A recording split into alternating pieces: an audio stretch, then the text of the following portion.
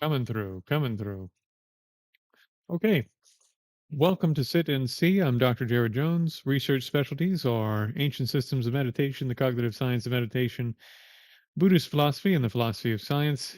I'm doing this series on an ongoing basis to teach people about meditation and to let them know that there are ways to make serious progress while living in the real world, working a real job with a husband or wife and children or animals, whatever your thing is.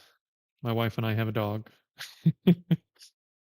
It's not required at all for you to be living completely apart from the world, although it is quite beneficial to do retreat, quite beneficial to do long retreats, in fact.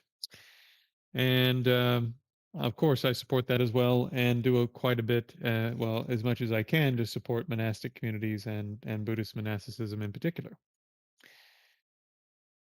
Having said all of that, Sit and See is about people coming together. Hey, hey, there's Hans, not late for the first time in his career. So I'm building this little community to try to encourage people to not make any excuses. There's no excuse. If you want to make progress in this, you can. You just have to do the work. And I have met great practitioners who live in the real world. I've trained with great practitioners who live in the real world. So there are techniques that you can use to be a success while living in the real world and doing retreats from time to time. So that's why we're all gathered here, all four of us so far. uh, okay. So welcome to Sit and See, my friends. We are getting much closer, it seems, to potentially having an event in Poland, and I'll have more details for you as we get closer to that. But it's looking more and more like probably the Poland retreat is going to go forward. So one of my students invited me to come to his medical university in Poland, and we talked about it a bit. And I thought it might be nice to do either 3 full days or 3 half days of retreat, and still deciding on the details. But if you happen to be in the neighborhood, you could definitely stop in and hang out and do some retreat. I wouldn't want anyone to fly halfway across the world, as expensive as it is to do this with me. But probably some or maybe even all of it I'm going to live stream also. So there'll be opportunities for people who want to attend remotely and so forth. There should be some opportunity for you to see it at some point. For those of you who might be new and just stumbling upon this, Sit and See is there it is. Sit and See is a open meditation class, and normally I do a bit of chatting with the audience until about 9 o'clock, and then we do a bit of practice depending upon how things are going, and then we wrap it up. So right now we're in the open Q&A portion.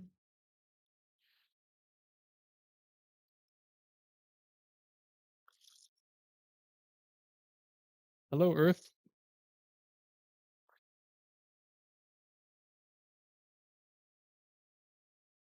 Oh, I was just mentioning that an anonymous audience member had invited me to Poland and is having some success raising the funds and so forth for me to be able to get out there. So looking very much like looking very much like the retreat for oh no, not a yeah, October. October is going to go forward with a little bit of luck. Welcome back, John. Welcome back, Jay.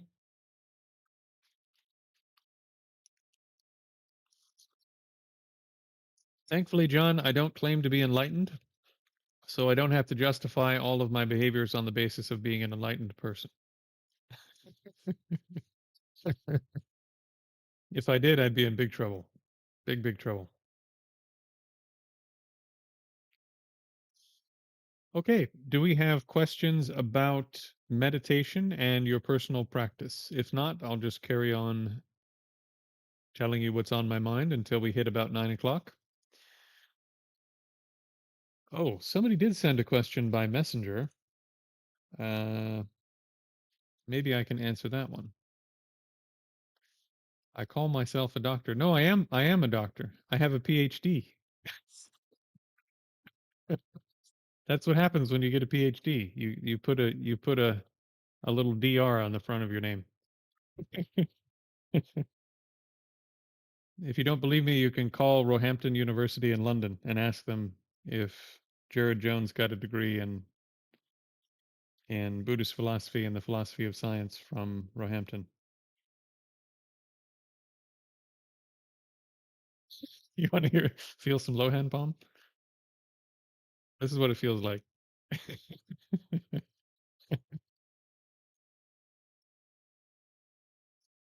No, the university definitely did not say I'm enlightened. Okay. Where's the question that came in?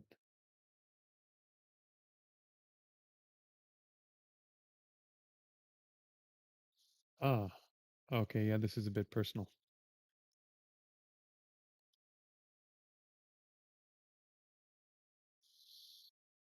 Okay. Well, I'll mention without mentioning who it was. I'll mention this question that came in. So the questions that during this, uh, so John, just for your knowledge, this is a class about meditation, and so the people who are here before the class, before the meditation begins, ask questions about their personal practice, and I do my best to answer those questions about their personal practice. So the reason that I muted you last time is that you put, I don't know, 10 or 15 comments in the comment section that weren't questions about your personal practice and weren't related to the questions and so forth that were coming through the chat. And so I put you on silent. I didn't block you, didn't make it permanently so you can't hang out and do this with us or anything. It's just that what you're doing even today isn't in the spirit of what we're doing here together. And so it distracts from the activity we're trying to do. If this was an open Q&A, you know, you should see some of the things people say during open Q&A. I don't really care, it's your life. You can do what you want to do. But since this is a meditation class, and very quickly here we're going to be doing some practice, it's important that I answer people's questions about the practices we're going to do. So, John, if you have questions about your personal practice, pop them into the chat. Otherwise, you know, even if you were talking about puppies and kittens, I would put you on mute because it's not relevant to what we're doing. You know, if someone's dominating the chat and it's not what we're doing, then I put them on mute. It's pretty simple.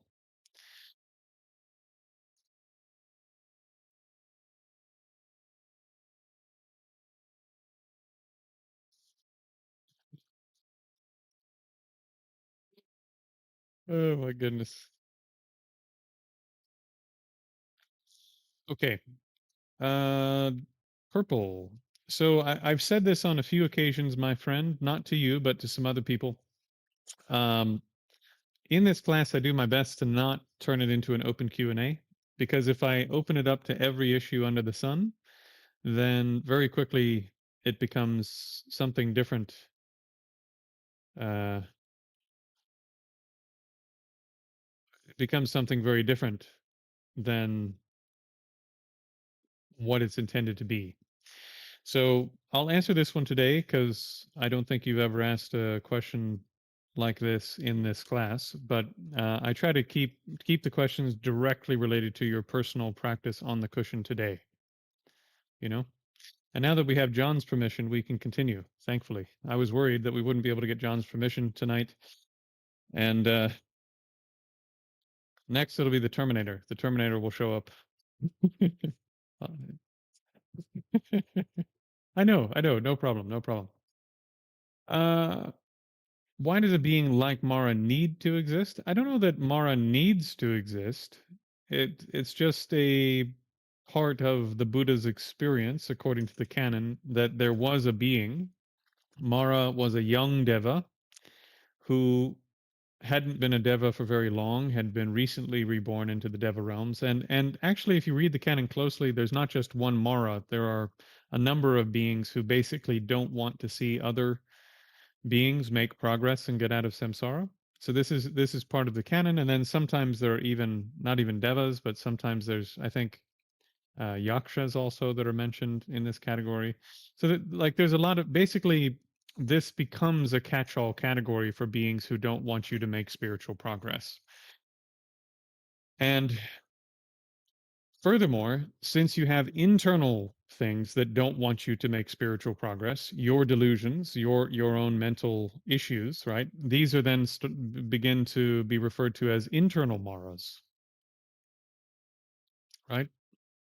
So there is a bit of an evolution in the course of the canon in terms of how the term is being used, and yeah, I don't know that it's something that needs to be there. It's just something that, according to the Buddha in the canon, it was a real thing that was happening. That just like there were dozens of deities and gods and other things that were involved in his awakening, there was one particular deity or a couple of different deities who were involved in trying to stop him from attaining awakening. So this was just part of what was going on as he was making his way down the path.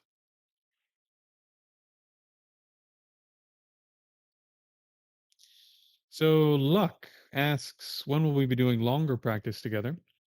So sometimes I do long practice in this class. For the most part, we do intensive breath, body scans, and one or two sensory organs in this class, because if you want to do my curriculum seriously, you really want to focus on the first technique. You want to focus on intensive breath. You'd want to do like an interval training of the first technique to build up this first capability and make it really strong over the course of a month or two. So we could do that today. Yeah, Earth, I'd be happy to do that today. I'd be happy to do a little bit longer practice today if you'd like. We'll cut the questions a little bit short and do more practice. Um, but also in regards to the question, the fifth technique, the fifth technique is rumination, right? So sometimes we get into questions and then the question leads to a rumination. So in a circumstance where it basically from the outside, or if you're new, it'll seem like, oh, I'm just teaching something, for example. In those circumstances in this class, I try to turn those into not just a teaching moment of some kind, but an actual rumination, the actual practice you would use to cultivate that new attitude, that new idea, that new emotion, etc. And that is meditation. That's not something different from meditation. So even if I'm talking for 20 minutes about the preciousness of a human rebirth or the motivation for meditation, or on one, I think we did metta on one occasion, etc. You know, the part of how you generate the internal state is you think through the actual reasons and arguments and so forth that generate that internal state, and then you hold it with concentration. That's rumination meditation. So rumination meditation falls under the heading of what I would call bhavana in the Pali Canon, and it falls under the heading of the broader category of gom in the Tibetan canon. So that's becoming familiar with virtuous mental states. It's a precursor to vipassana, and it's the opposite of what's called inappropriate attention in Buddhist psychology. So inappropriate attention is basically what we would call rumination ordinarily in Western psychology. In a circumstance where you're paying attention to something that's, let's just use anger as an example. You meet someone, gets hired at work, you don't like this person for some reason. They come in, they look at you wrong, whatever. And then you start thinking about that one thing they said that you didn't like. And then you heard that they said something bad about you from a colleague. And then they take the last donut at the meeting, and they take the donut that you like or whatever, right? And then you just build up this picture of this person that's worse and worse and worse and worse, and you think it over and over and over again until the emotion is so powerful that as soon as you see them, you get angry. You're like, oh God, this person again. I've got to get out of this room. I got to get out of here. Right? That's rumination, where you think something through and remember the relevant examples and observations over and over and over again until there's a powerful reaction to something. Normally, we do that for negative things. Positive rumination is you use the exact same process to generate a virtuous mental state. So you would start with, as we did a few days ago, how do you generate the motivation to train in meditation? Well, you think about the benefits of meditation and the drawbacks of not training in meditation. So, what are the benefits? The benefits are personal, interpersonal, and religious or spiritual. What are the drawbacks? They are personal, interpersonal, and spiritual or religious. And so you think about these until you have powerful, overwhelming desire. This is the way it's described in the canon, that is like your hair is on fire. The way that I describe it in more colloquial modern terms is think about the time you have been the most angry in your life, where your entire body is filled up with that emotion. That's how it's supposed to feel in terms of your drive to training concentration and to attain the results of training and concentration. Right? And that doesn't come out of nowhere. You build it. You build it up through rumination. So a lot of times in this class, we end up doing rumination meditation. And for those of you who haven't been around for a while, it probably just sounds like I'm droning on about the same subject and repeating myself a bunch. But the point is, you generate the emotion, you hold the mind on that emotion until you become familiar with it, and the emotion sort of crashes on the how to say uh the shore of your mind, and then it recedes. So it comes in and it's very powerful, and then it recedes. And as it recedes, you think through the reasons again until it comes up very powerful again. Yeah, Dominic is a really good point. Why does he have? Why would Dogen of all people, the guy who's saying you need to sit with no goal whatsoever, why would this person say you need to sit with no goal whatsoever as if your hair is on fire? And why does Dogen think those two things aren't contradictory? And one of my teachers was a great Zen practitioner. You know, he was 30 or 40 years of Zen experience, depending depending upon where you want to look at him in his life. Okay.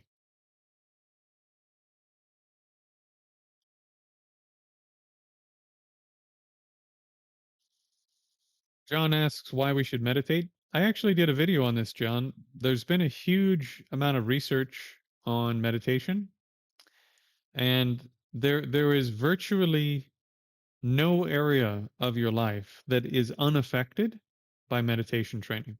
If you train in meditation properly with a good line of teachings, even the relatively early stages of training and concentration provides huge benefits to you on a huge number of different levels.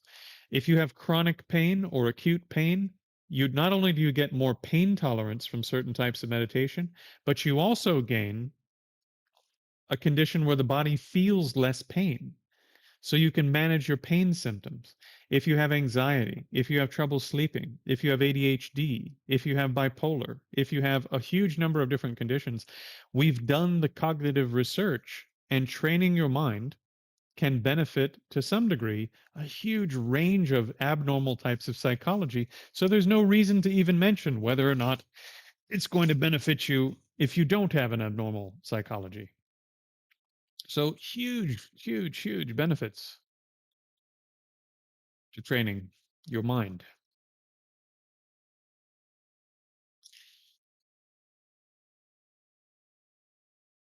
Is it contemplation on logical conclusions? So luck, um, logic is part of it.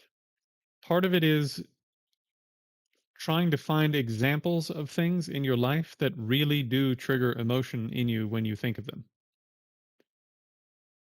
So you need to put together a really powerful, an extremely powerful set of observations of real stuff from your life.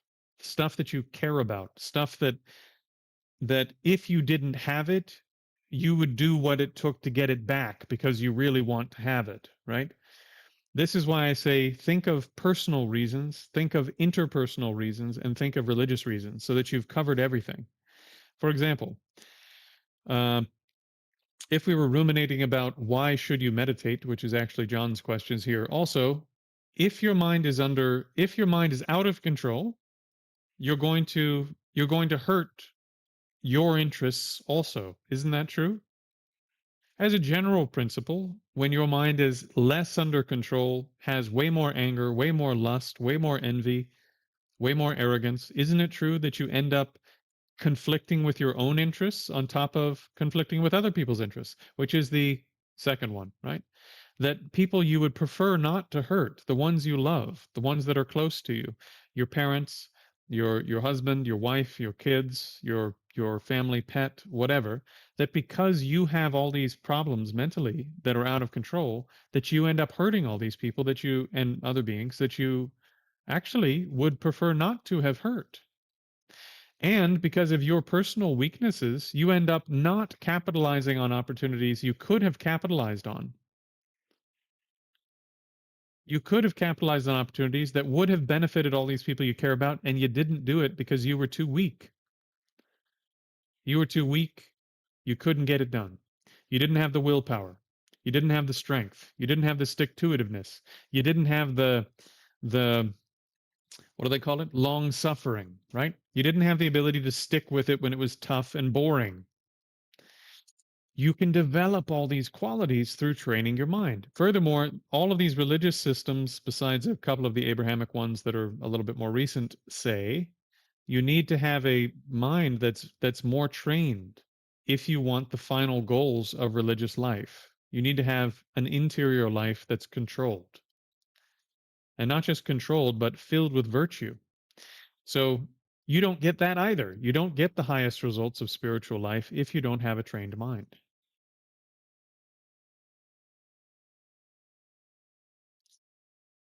So in terms of, let's see, rumination meditation is maybe not the best for people with OCD. OCD people, I think, from the research, benefit from things like body scanning, things that make the mind more calm and more manageable. You don't want to be adding more repetitive thoughts to a person with OCD. uh, how does meditation differ from sleep or deep? Oh, sorry, from deep thought. So these are a bit theoretical kinds of questions. Try to keep the questions related to your practice if you can.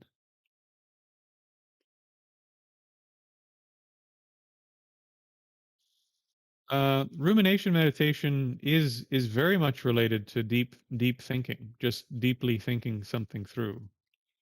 Where it differs is that at the end of the process, you're taking the training and concentration you have from other aspects of training your mind so that you have profound concentration and you can hold one aspect of experience to the exclusion of a huge amount of the other information in your experience, which means that whatever you have come to in terms of a conclusion from your deep thinking about an issue, you can then make it transform you much more quickly than if you just sort of had the thought and went, wow, that's really profound. That's great. And then moved on. You can regenerate that insight and that experience again and again and again and again and hold it with concentration so it transforms you. So that in terms of rumination meditation, that's the difference between, for example, what we might call Christian meditation, the classic definition of meditation where you're just thinking something through, and rumination meditation. Uh concrete example. Okay. Well, this is related to training and concentration, and we do have to get to the practice, and we're not. So I don't want to go over. Think about anger. Sometimes anger gets you what you want, but because anger is both powerful and volatile, sometimes anger makes you harm other people that you would have preferred not to harm. So if it was the case that there was another mental state that could handle those intense situations that require force, that require intensity, that require energy, if there was a different mental state that could handle those situations with the same degree of intensity, but without this aspect where you lose the ordinary decision making process you would ordinarily have under the influence of anger, right? I mean, we know this from Western psychology too. This isn't just a Buddhist thing. Because of this, you end up saying something to your husband or your wife or your child or your boss or your coworker that you wouldn't have normally said. Or you do something like hitting someone or throwing something or breaking something that you wouldn't have normally done. So even though the anger can be very powerful and it can help you get some things done sometimes, and sometimes it works out for whatever reason, right? Sort of because you got lucky. But because it's so volatile, it can cause a great deal of harm to both you and to other people. And so in Buddhist psychology, you learn how to look at the situations where anger would come up and cultivate a different emotional reaction to those situations, hold those new reactions with concentration until that's the natural reaction you have when those things come up. So you can deliberately change all of this stuff that's on the surface of your mind. All of these emotions that you have are actually changeable. And I agree with you. Emotions are part of what a big part of what change your behavior. That's why rumination meditation is so important.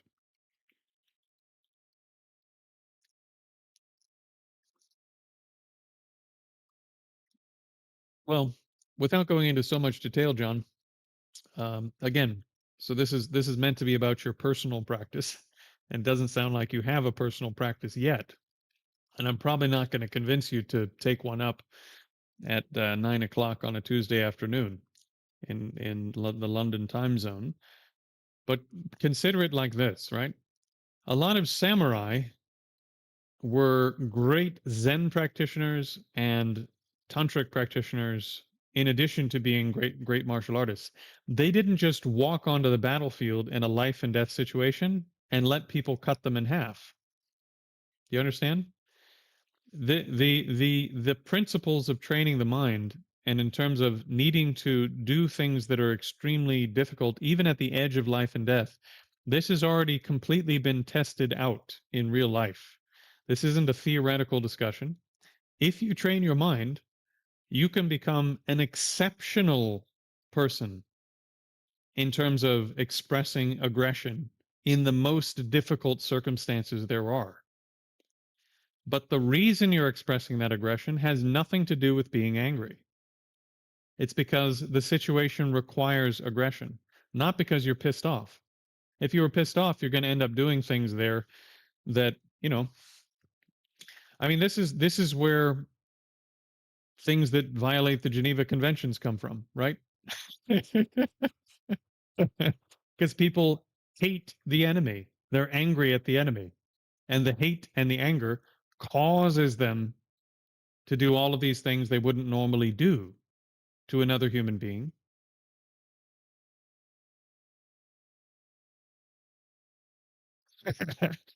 Yeah, quite a few of them did end up dead early, young. But that's another story. Like if you're training for war using traditional arts, it's hard on your body. It's really hard on your body. And then Miyamoto Musashi is a good example of someone who went through the whole warrior pathway and did what we're talking about. And then at the end of his life, he was still a layperson, but he lived in a cave basically for the later part of his life and was a meditative an accomplished meditator from what we understand from history. Okay, getting a little bit too theoretical in terms of the chat. Try to keep it to your personal practices if you can. Okay, Bad Dodge says rumination's been game changing. I've been previously focused on just getting a quiet mind, which dampened my ambitions. Yeah, okay. So this will be the last question, then we'll do some practice, okay? Because I want to try to do at least 20 minutes of practice today. So you have to okay, quickly. So in terms of emotion, think about it like this. When you read the Buddhist sources, they don't actually say that you today, here and now, need to become an utterly emotionless being. They say you should cultivate limitless love, limitless compassion, limitless rejoicing, that you should have humility, that you should have patience, that you should have the ability to endure unbelievable suffering to accomplish what is meaningful for others and for yourself. That when at your job, you should show up early and leave late when it's called for. That you should have grace and tact in interacting with the people at your work. This is in the canon. Okay? That you should be a good husband or a good wife, you should be a good child to your parents, you should be a good parent to your children. All of this is in the canon, and it involves a degree of emotional training, emotional competency. It's not just having a mind that's like in samadhi 100% of the day. It's having a mind where all of the aspects of your mind are now starting to head in the same direction towards virtue.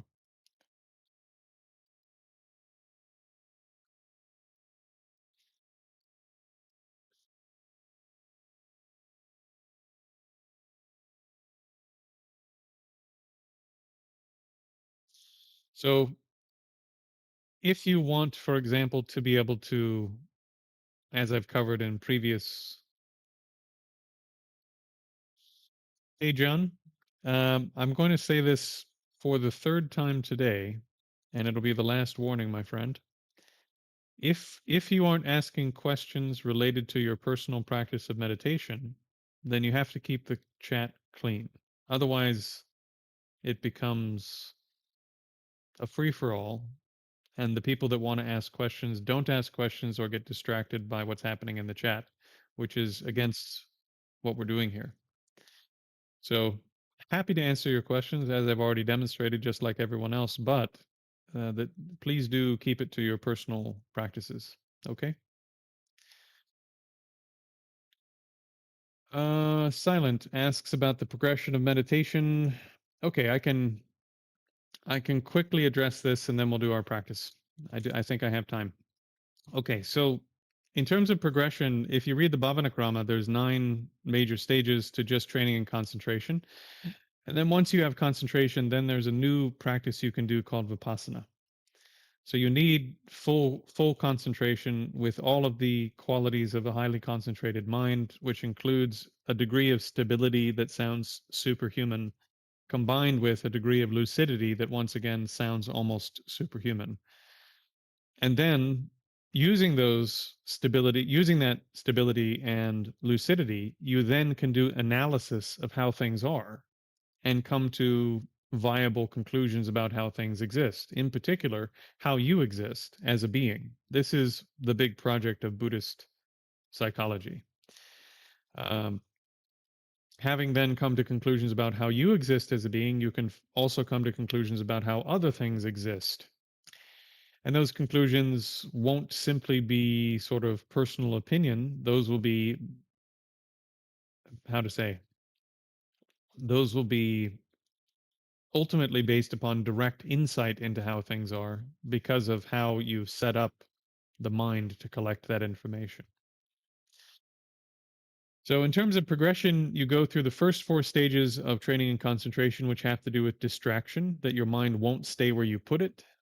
You go through the next stage of training and concentration, which has to do to the fact that now that your mind will stay where you put it, it becomes dull and sleepy. You then go through a series of further trainings where the biggest problem you have is that you're not aware of the subtle things your mind is doing. In particular, the mind has a subtle tendency to start becoming distracted without actually becoming distracted.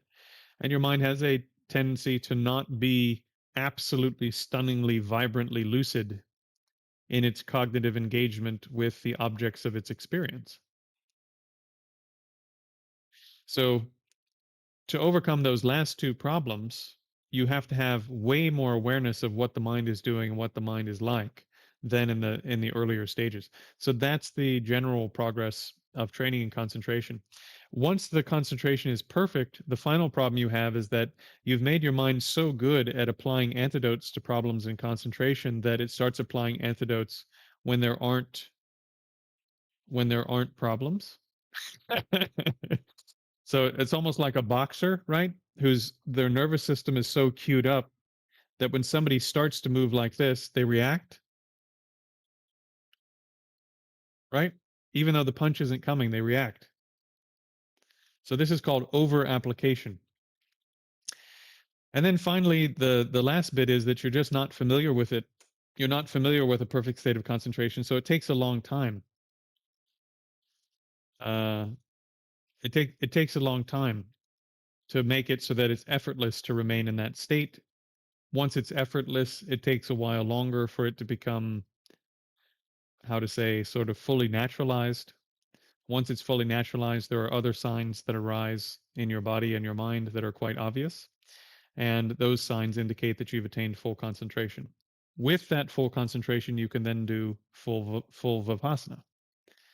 And if you've done something like rumination to prepare for this, then the vipassana comes easier because you've built up the skills you need to do both concentration and analysis the whole time, instead of just building up concentration and then trying to build up analysis afterwards, which is quite difficult. Right. So that is the progress of meditation. What are the last two issues? The last two issues are called subtle excitement is the typical translation, and subtle dullness is the typical translation. So you have coarse excitement where the mind jumps off and doesn't, and then it takes hard to bring it back. You have coarse dullness where the mind gets distracted by the fact that it's calm and it loses the lucidity or brightness of its awareness. Then you have actually at this stage technically what's called distraction, which is every other way that your mind gets distracted besides mental excitement, along with subtle mental excitement, and you're dealing with both of those issues finally at this level over here. And then finally, after this, or along with this, depending on which source you read, then you're trying to deal with the fact that the mind isn't stunningly, vibrantly, lucidly aware of the object that you have placed the mind upon in concentration. And that, simply the absence of that, is called subtle dullness. And it's really important that you understand these steps and stages, even though you're not supposed to place yourself on the map somewhere. It's important that you understand them so that when the problem comes up, you go, oh, this is dullness. I see. This is what dullness is like. Got it. And then you can correct the error with a technique. In terms of the way that I teach, the order of techniques that I teach is meant to overcome these problems without having to tell you what the problems are, because it's much easier to just have you switch it to a technique where it's really hard to sort of have that problem happen, rather than trying to explain to you all the ways you could fix it using an object that is not the best for fixing that problem. Some objects are better for working on certain problems than others.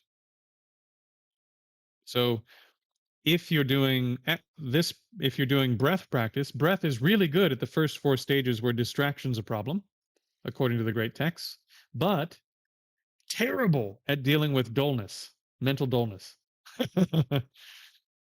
Yeah. Uh, Visualizing mental images, really fantastic for working on these subtler issues over here.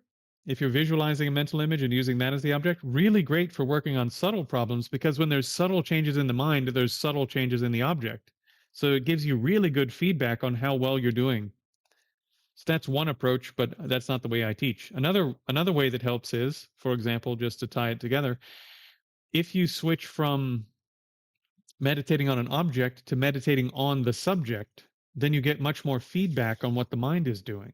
So, towards the end of my training progression, we meditate on consciousness to continue deepening concentration because by becoming aware of mental content, you fix these subtle problems at the end of the process. See what I mean? So, there are techniques where you just sort of naturally address the problems rather than having to sort of study all the problems, learn all the antidotes, apply it while doing one thing the whole time is much more complicated and difficult. Hopefully that makes sense. Okay, let's do some practice. And we will do about 20 minutes. So I hope everyone is okay to go over time a little bit.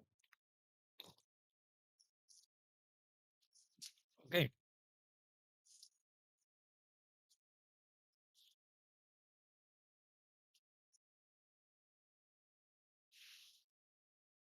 Can you do meditation with food poisoning?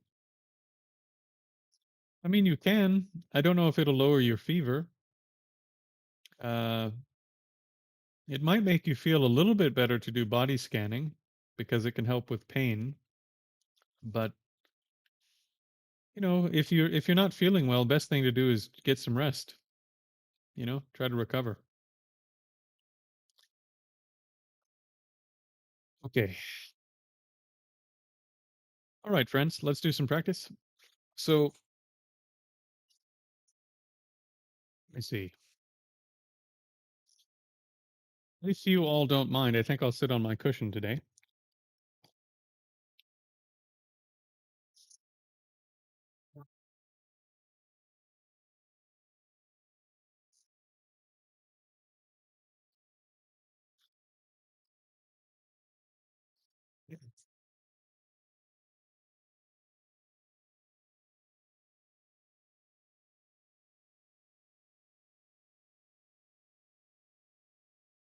Good to see you, Cookie. Spider Bite. Can you get rid of bipolar? The science is very young. Basically, the science says I don't know. I have one friend who's trained for 20 years who went from taking a handful of pills every day over 20 years, not over 2 weeks, okay? But over a long period, went from taking a handful of pills every day to taking a very small amount of pills every day for their bipolar, and is now a relatively stable person at 42 years old, right? So I think it's possible with long-term training to address major types of stuff if you're training seriously over a long period, but this is something you would want to do with your doctor. You wouldn't want to just meditate and stop taking your meds or something. That's how really bad things happen. Okay, ready? So what we'll do, oh, we'll do some seated practice today.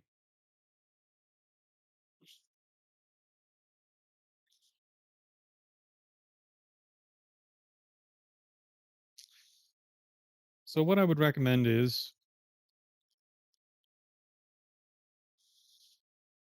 since we're going to try to get the concentration a bit deeper today, we'll do 2 sessions of intensive breath to really calm the mind down. And then we'll do a body scan with a fair amount of detail, not super detailed, but a fair amount of detail. And because we're aiming for deeper concentration, the body scan will go down the body rather than up the body. But do bear in mind that doing it this way has a tendency to make the mind more sleepy. So you should put a little bit of deliberate effort into keeping the mind fresh when we get to the body scan. Okay? So just start by getting the body comfortable, keep the spine relatively straight. Even if you're laying down, you want to keep the spine relatively straight. It doesn't matter too much what you're doing with your hands. Doesn't matter too much what you're doing with your legs. At this stage of the game, as long as your body is comfortable, that is the best position to be in.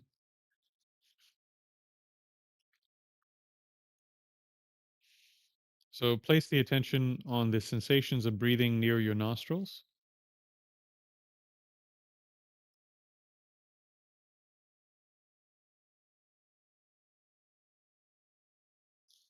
And for those of you who are new, this will sound unusual, but stay with me. There are good reasons to do it this way, both classical and modern. You're going to use a great deal of force, every bit of force you can muster, to keep your mind on the sensations that you feel around that patch of skin near one of your nostrils or in one of your nostrils. And that includes trying to grab all of the bandwidth awareness that's currently being used by your eyes, your ears, your nose, your tongue, and the rest of your body. And you're trying to basically cram all of that bandwidth into just that one little patch of skin and the action of counting the breath. So you're going to count from 1 to 7, 7 to 0. And the only time you're allowed to move your body is when you get to 0. Otherwise, stay completely still.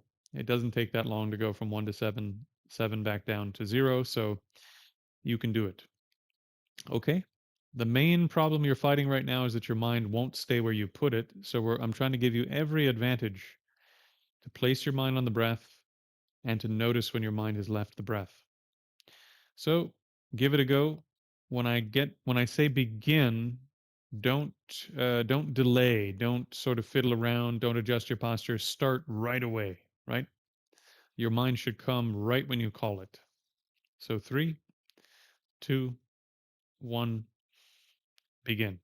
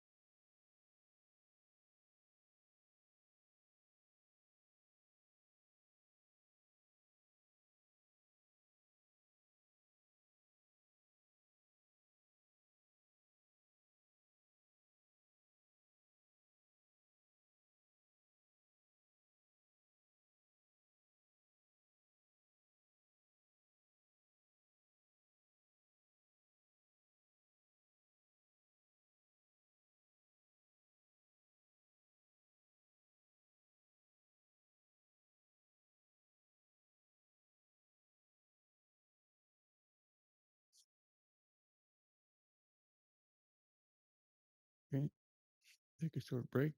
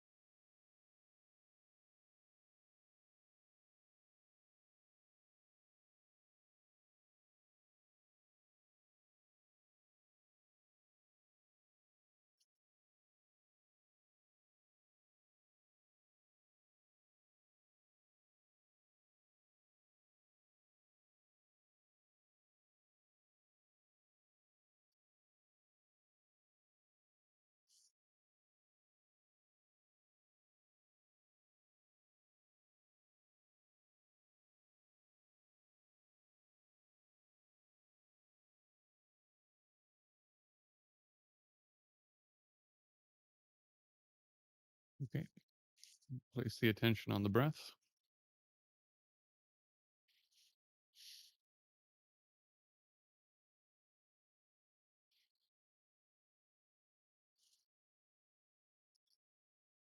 3, 2, 1.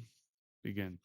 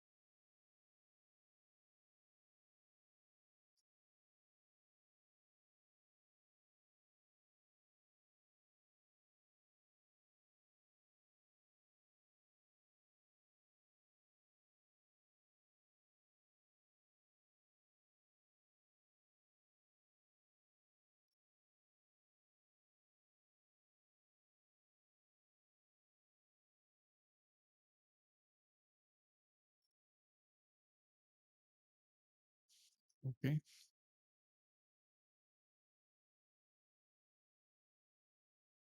A short break.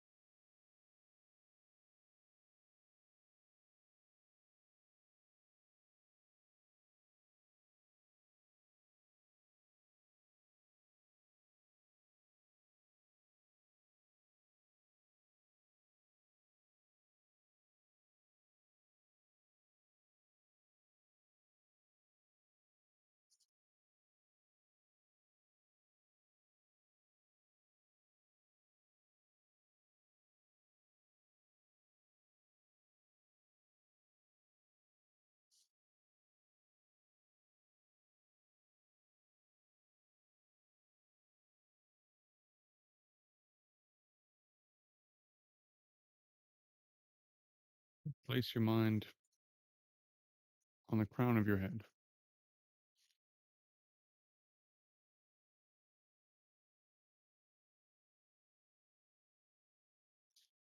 the left side of your scalp, right side of your scalp, back of your scalp,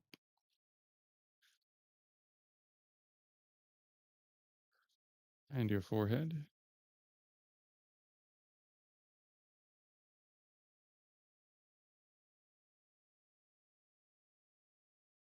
left ear, right ear, left eye and eyebrow, right eye and eyebrow,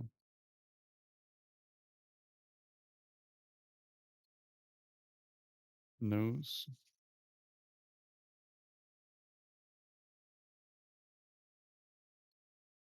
the upper lip,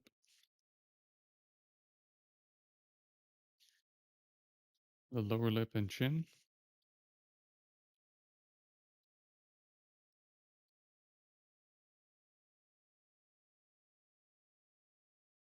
Now your top lip,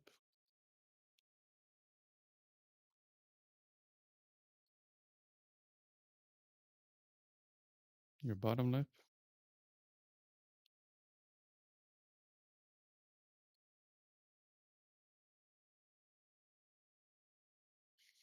the skin inside your mouth,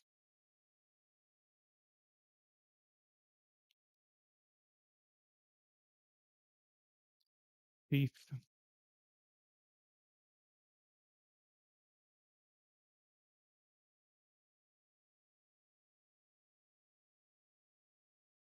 below your tongue,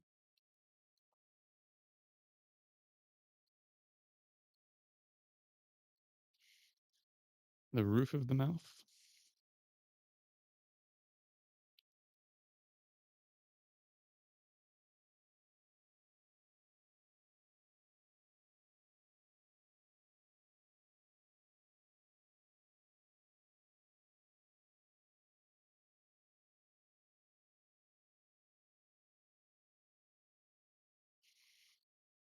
and the tongue,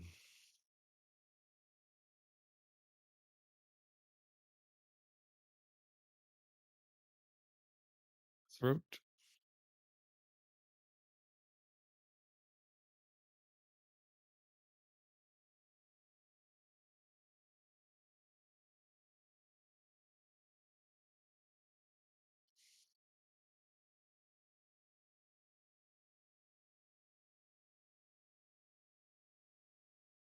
okay. Now the upper third of the neck,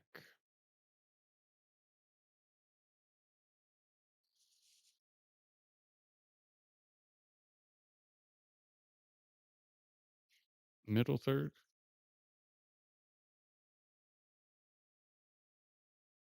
lower third,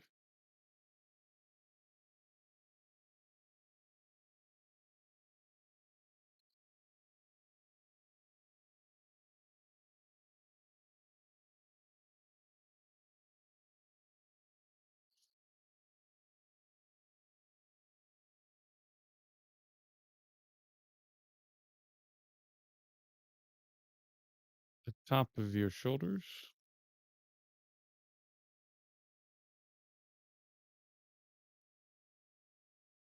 the front of your shoulders, including your collarbones,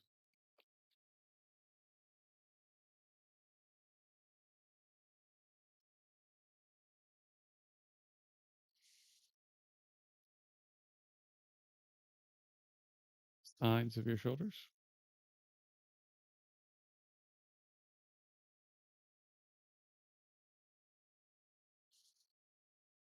and the back of the shoulders, including the scapula.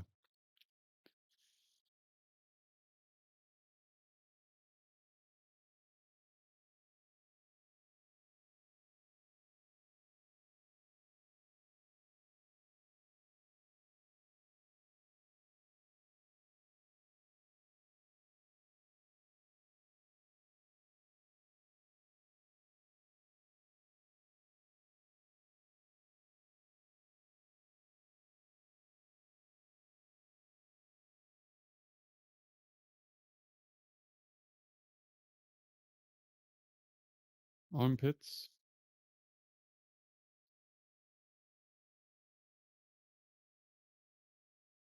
biceps,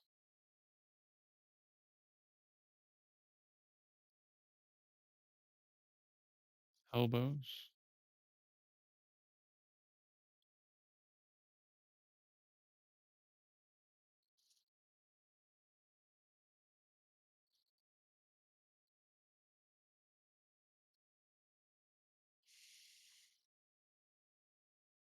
forearms,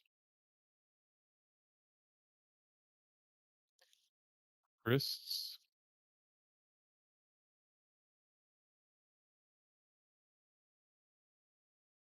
palms, and the back of your hands,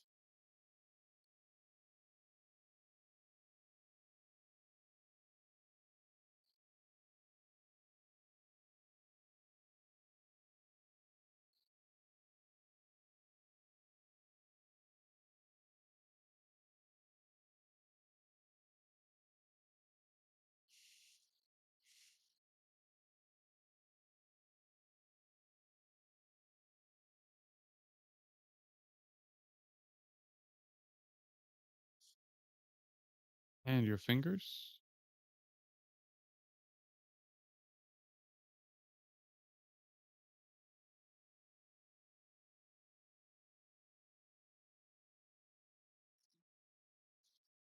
Now the chest belt. So everything from the nape of the neck to the solar plexus, the upper part of the chest, front and back, all the way around.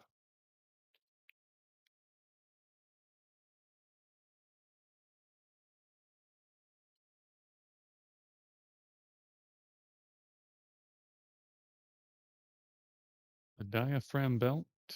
So everything from the solar plexus to the top of your waist, about 4 inches of tissue stretching across the whole front and back of the body.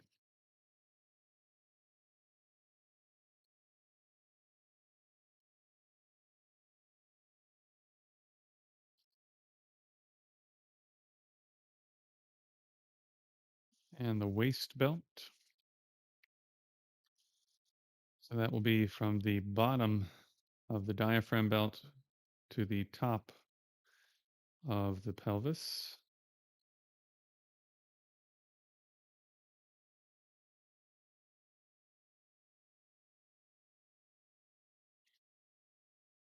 And then the front and back of the pelvis, but as best you can, ignore the hip joints and the legs connecting into them, just the pelvis.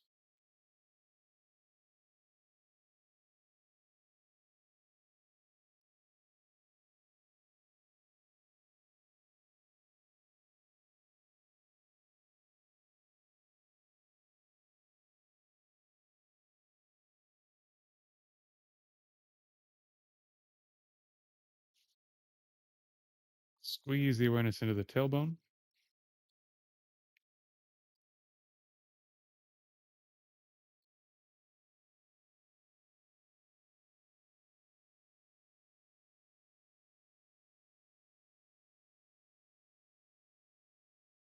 anus,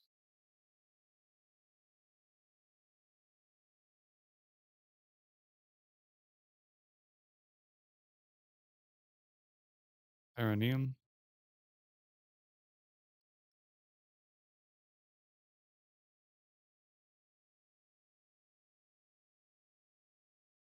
and your sexual organ. If you're morphologically male, come to rest at the tip. And if you're morphologically female, come to rest at the most sensitive point.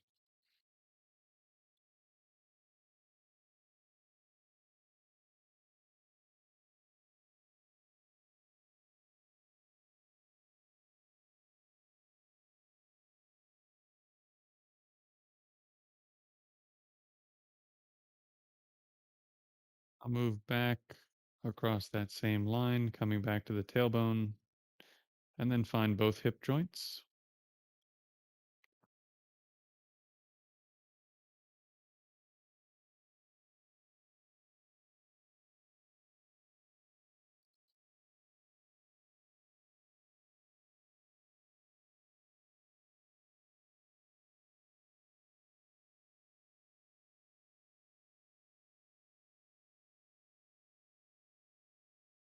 And find the upper thighs,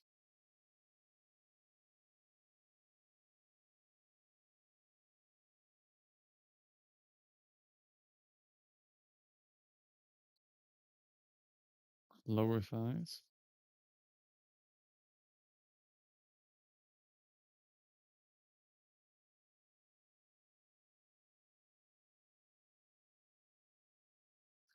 knees,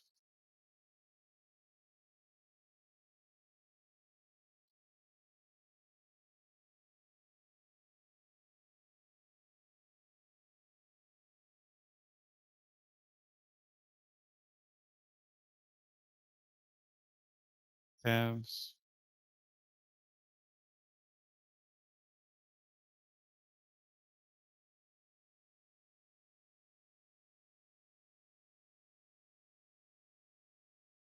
ankles,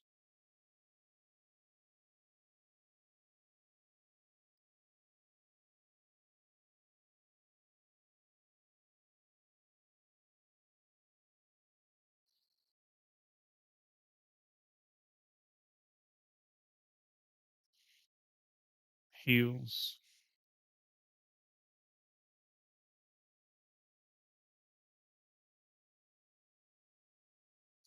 the tops of the feet, and the arches,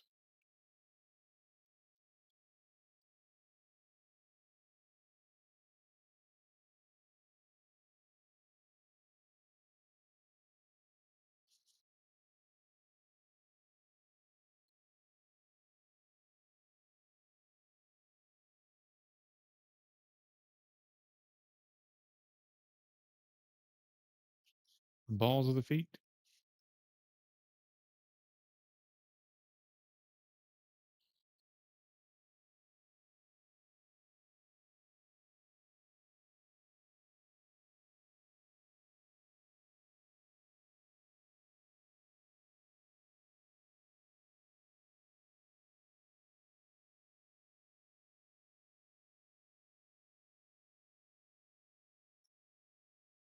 small toes, pinky toes,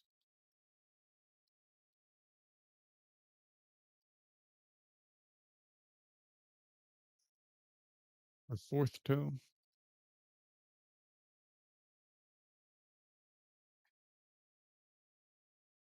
third toe,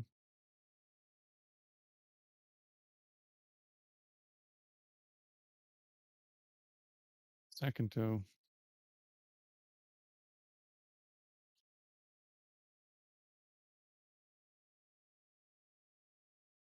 and the big toe.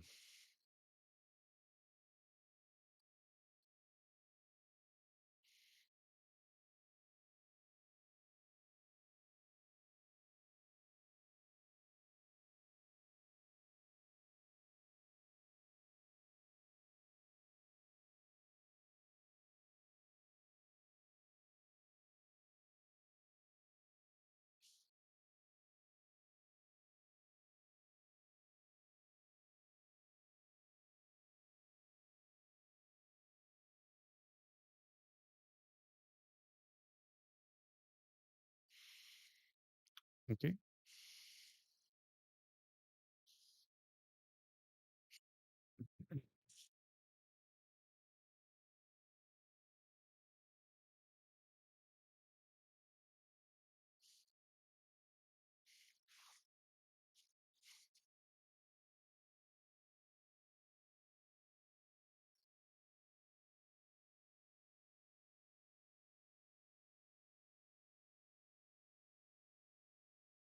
Mm.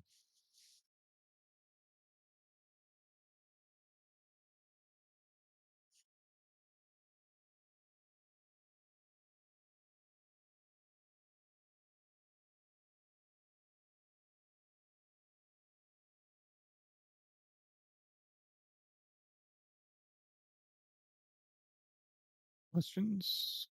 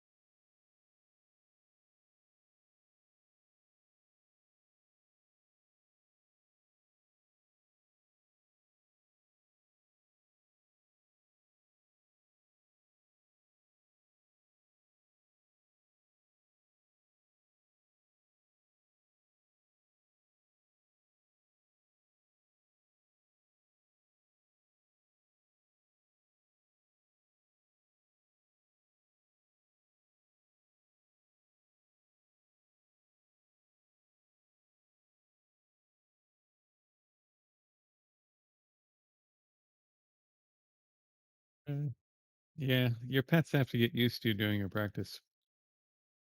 It can freak them out. Sort of like people, if they walk in and they see somebody in concentration, it's startling because you're not expecting to see a person sitting so still.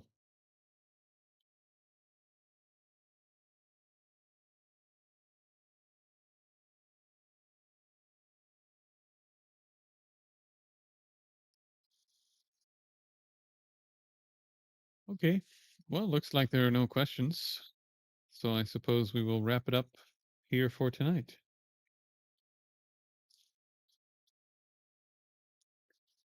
What else? What else is on my mind before we wrap it up? Nothing in particular. Working on a new video in the series for Buddhist PhD Responds that should be out before the end of the week. Did a little bit of filming for it today, but I don't know. I'm still not quite settled about a couple of aspects. Couple of aspects. Oh, in any case, it's good to have you all. Okay, we've got a question. King Pork Chop. Excellent name. Yes, it's quite possible for anxiety to become more while you're meditating, and or you become aware of the fact that you have strong anxiety because your mind is becoming more aware of what your mind is like. So you thought your mind was relatively calm, and then especially with intensive breath meditation. Intensive breath meditation is designed to show you in a very short period of time how bad your concentration is and give you some insight into what your mind is doing all the time. And it's not as nice as people think. Like usually, unless you've already trained in some stuff, your mind is a mess, and it's much worse than you thought. And that's uncomfortable. It's not a comfortable experience. So the joy of meditation comes later in the process when you've already done a bunch of training and the mind is now a nicer place to be. So you can get that to happen much more quickly by going into retreat, for example. If there's a retreat place nearby and you can do even 5 days of proper practice and give your mind enough time to settle down, then you can get a bit more taste of what it would be like if you could generate that kind of state of mind more regularly, how nice that would be. But in the beginning, especially with a technique that isn't designed to settle your mind down over the course of 3 or 4 days, right? A technique like intensive breath is designed to give you actual concentration as quickly as possible. Right? In the midst of really difficult circumstances. So if things are going great and your mind is really excited, that will pull you out of your practice. If your mind is depressed and sad and full of anxiety because things aren't going great, on the other hand, that will pull you out of your practice. So both of the major conditions of life will pull you out of your practice. And then in between, we're bored, right? Because if we're not angry at something and we're not excited about something, we're just waiting for the next thing to happen. and, and we're not satisfied with the condition. So intensive breath is meant to grab your attention as forcefully as possible and bring it inside and show you what your mind is like and start the process of being able to overcome distraction. And it might very well be that that causes more anxiety in the beginning because it just takes a huge amount of force to do that.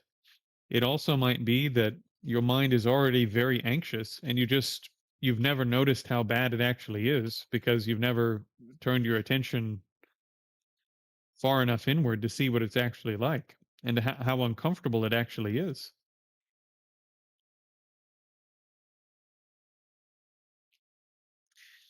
So J Master, this is not like a Nadon thing or so I'm not referring to sort of like breath that is fast and intense. What I'm referring to is a technique where the intent, the force of the intent is extremely high. So to put it on the Nadon spectrum of stuff or the Taoist spectrum of stuff, it's on the yang side of practice. Extreme force of intent instead of just letting stuff happen by trying to let go of intent and let go of doing. That's on the extreme side of yin, you could say. This works. It works best if you're already a fairly accomplished practitioner, right? So it's actually much easier to start all the way over here with the stuff that has a lot of force, a lot of intensity, a lot of intent, and to slowly move this way as you gain more capability until you arrive at the types of techniques that work really well without very much intent or by releasing things instead of by doing things. So intensive breath meditation. If one of them, if you're still here, Dave, if you could put the link for the school course in there, um, I'll talk about that in a second. And if you could also put the link for the course here on YouTube, also, if you're here. Otherwise, I'll do it in a minute. So intensive breath meditation is a 5-minute practice where you generate absolutely every bit of force as you can to hold the mind where you've placed it. And when I say hold the mind there, I mean that normally your mind is divided between your 5 external senses and it's divided amongst mental activity. So your mind is like constantly moving, right? By generating mental activity and by chasing the senses. When I say concentrate on the sensations of breathing, I mean that I want you to take every bit of the other 4 senses, and every bit of the extra that you're not using on tactile sensation, and every bit of your mental awareness, and pull it all until that's the only thing that exists in your experience is that patch of skin and the counting. Can you do that on a random Tuesday afternoon? No. Right? But you're trying to start the process through great force of pulling the full bandwidth of your awareness into one place to pool all of your awareness in one place. Then once you can do that for about 5 minutes under extreme difficulty because it's not easy, Then you can do something like body scanning with really, really high quality that'll make the mind really much more calm, much more quickly. And so the school course, that's where I'm sort of teaching this for those who want to support what I'm doing. Let me just give me, before everyone scrolls away, give me a couple moments to just talk to you. So I teach everything for free. Everything that I personally teach, you can find a free version somewhere. So the YouTube link has my full description for all of the techniques that I teach, along with the written materials that go along with those for critical instruction. That being said, if you wanted a nice way to support what I'm doing, the school community is a place where I'm teaching these in more detail, one on one with people. Even though I also do that for free, having a community to do it with is something I do need to build, right?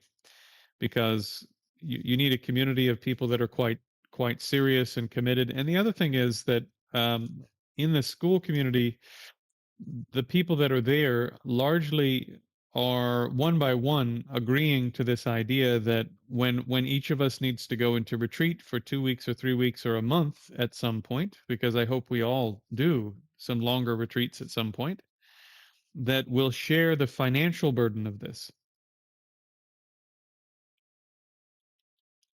So when you need to go into retreat for a month, if you've been part of that community and you're chipping into the fund, which will materialize at some point, probably in the next year or so, I'll sort out the details of exactly how we want to do this. But we could send 3 or 4 people into retreat collectively. If somebody needs $1,000 individually, that's a lot of money to set aside for most people. You know, if you needed $1,000 to be able to go into retreat, to cover your mortgage, to cover some part of your car bill, to continue funding the kids' college fund, or in addition to the cost of the retreat and traveling to the retreat, let's call it $1,000.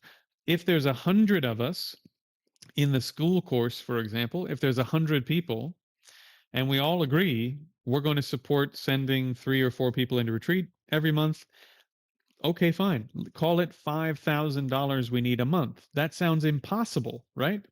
But between 100 of us, that's $50 each. That's like a meal out with one other person per month to send 4 people into retreat for 2, 3, 4 weeks at a time. You understand? So I'm building a community on the school thing where I'm training people a bit more in detail and a bit more seriously. People are sharing their experiences in the course so that you have a lot more feedback on what you're doing. And then I'm building a community of people that are not only supporting my free teaching activities, but who want to support each other going into retreat. So that's the school course. Those are the extra benefits, you could say, of joining the school course, even though all the same material I have for free on YouTube already.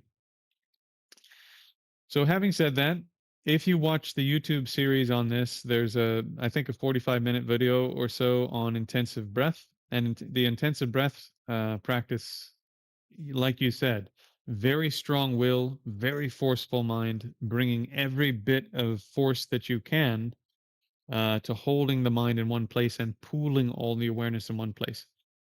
If you do that for a month or two, even 5 minutes a day, the quality of every other meditative technique you're trying to get going will work better, faster, easier.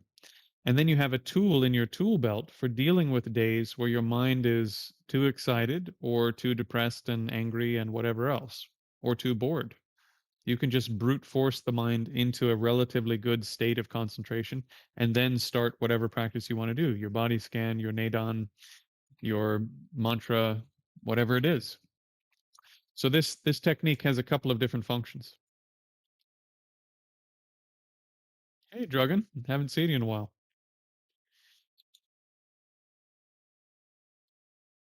Uh, what do you say intensive breath referring to? Okay. Thank you. Yeze.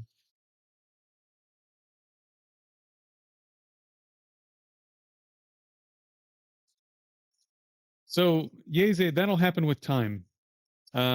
It's really difficult, even with force, to get the mind to pull its awareness out of the other senses and use that extra bandwidth for the thing you're focusing on. I'm not going to lie to you, that's easy. Sorry, that's difficult. That is a years long training process. But you'll notice that it'll start to happen. For example, when you do body scans, you'll probably notice this happening more quickly with the body scans than with the breath because the concentration gets deeper so quickly with the body scan. You'll probably notice that your eyes get a little gray, that you don't hear as much, smell and taste go away almost immediately. So that should be happening probably within a year or so of training, that those things will start happening. And then it's a slow process of the other stuff turning off over the course of a number of years of training. That's not a beginner's capability, but you can get, let's call it 60% or 70% of the awareness pooled where you want it, and you should be able to do that. I don't want to put a time frame on it, but you should be able to do that within a reasonable period of time if you're training seriously.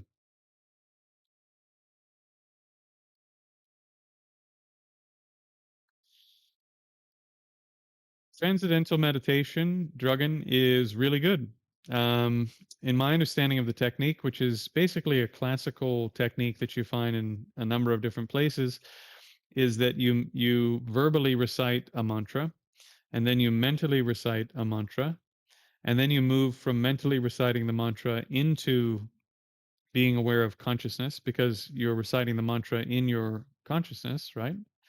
And then you start making gaps like this where you're not reciting the mantra, and then you're aware of consciousness, and then you meditate on consciousness. So this is my sort of humble beginner's understanding of how that technique works. Um, it's a great technique. It works.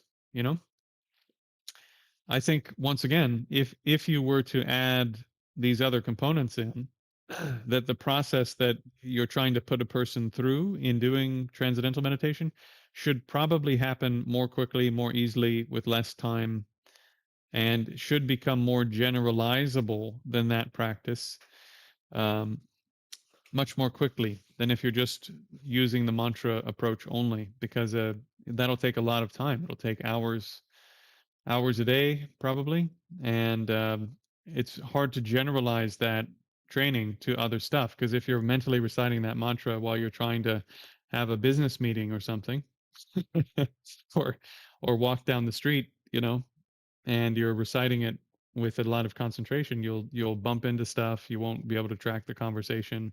So it's not a technique that you can generalize to as much of real life as Mahamudra, for example, where you're learning to abide or rest the mind on the five external senses. Okay. Cookie says, started doing body scan meditations a couple weeks ago. Enjoyed mine. Neat how you can concentrate on a body part, then another, and notice the focus. Yeah, yeah. Body scanning is really, really an underrated, I think, an underrated technique. And if you can learn how to transition from body scanning into full body meditation, then your ability to train goes from, I have to be in a quiet room, as somebody said, my cat came in and the whole thing is ruined, right? So you go from this thing in the beginning where you have to have these really idyllic conditions, that my body needs to be really comfortable, the cat can't be in the room, people can't make too much noise, and blah blah blah blah blah, all of this stuff, to being able to take the practice off the cushion until anything you're doing can become training.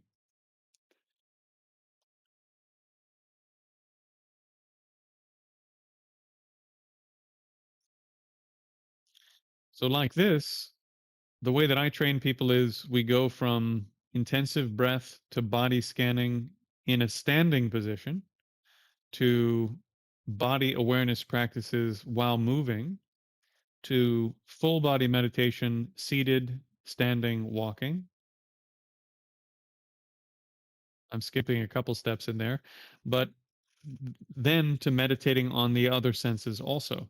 So this then gives you a range of skills you can use in real life, rather than mentally reciting something, for example. And yes, if you start trying to meditate on consciousness itself, you do this. One approach is, as you said, Drogon, one approach to meditating on consciousness itself is that you have to basically pull the normal process of doing stuff back, because all of that doing, all of that intentional stuff that the mind is getting involved in stops you from resting in what the mind is. The mind already is formless and blissful and knowing and so forth. And it's the doing aspect that it's getting involved in stuff that stops you from seeing what it's actually like. And so you're learning how to abide more and more and more in the, not even the ultimate qualities, but the foundational qualities, the fundamental conventional qualities of consciousness with those kinds of practices. It's very similar to Zazen, Shikantaza, this sort of thing. In Taoism, they call it Zuowang, and they have another name for it, something like clearing the heart or cleaning the heart mind, something like this. In the Tibetan practices, there's Mahamudra, and then there's sort of the beginning stages of Dzogchen. There's, it's very popular. Sadhguru has an approach of this kind also that he teaches people. You find it all over the place because it's a very effective, very meaningful, powerful technique. That being said, as I mentioned, I think there's a progression of skills where you can break down more of the little pieces that are required to make that practice work as a person living in the world. Because just trying to go straight on to meditate on consciousness, even from a mantra, and then generalize that capability to more stuff is really, really, really hard. So by adding in other layers where you're meditating on the body, meditating on vision, meditating on hearing, meditating on smell, meditating on taste, and so forth, you're training the central mind to abide on other types of consciousness. And then you pull the awareness in, and then you're meditating on, in the beginning, the contents of consciousness, which gets in the way of you seeing what the mind is like. And then the content falls away, and you get to be aware of mind itself. So let me just throw this out there, since some donations are coming in, which I appreciate a great deal. 2 quick notes about donating through YouTube. YouTube takes 30%. So if you send $10, only 7 comes through. If you happen to be on an iPhone when you send money to me through YouTube, the Apple iPhone store takes another 30%, which means that out of $10, only 4 of them actually arrive to me. And I do think when people send $5, for example, they hope that $5 will arrive to me or close to that, right? But if you send $5 on an iPhone through YouTube and Apple, then only $2 arrive. Or if you send $10, then only $4 arrive. So if that makes you unhappy, which I suspect it very much might, um, use the links that are down below. And if Dave already left, then I can post them in the chat.